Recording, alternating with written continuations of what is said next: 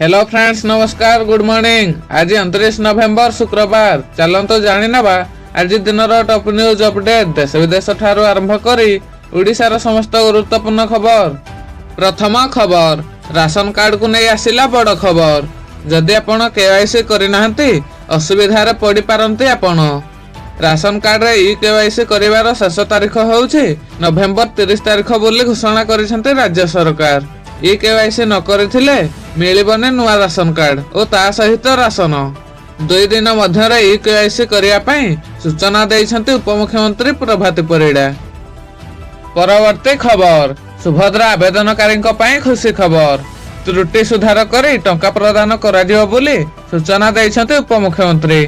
हिताधिकारी पाखकु जिबे सरकारी कर्मचारी।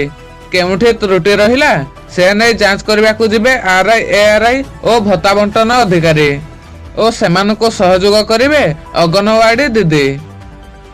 परवर्ती खबर, ओडिशा रे पुणी देखादबा आलू संकट, बढ़ी पारे आलूर दर। ओडिशा पश्चिम बंग सीमा रे आलू गाड़ी को अटका जाइछि। जांच करबा ना रे पश्चिम बंग अधिकारी आलू गाड़ी को अटकाई रखिछन्ते।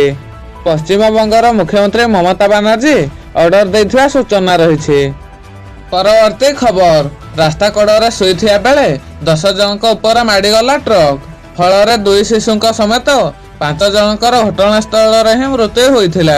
अन्य 3 जन गुरुतर होता बेले सरकारी मेडिकल भर्ती एभली अभावनीय घटना केरल रे देखा मिली।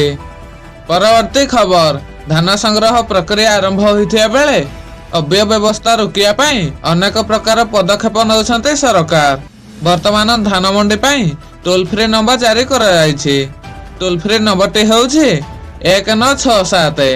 धान मंडी रे अव्यवस्था रोकिया 24 घंटा कंट्रोल रूम तैयारी कराଯାଇଛି। एने सूचना दैछन्ते खाद्य जोगाण मंत्री कृष्णचंद्र पात्र।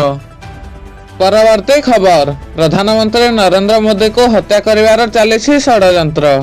एने बुधवार रात 9टारे मुंबई पुलिस कंट्रोल रूम को एक फोन कॉल आसीथिला।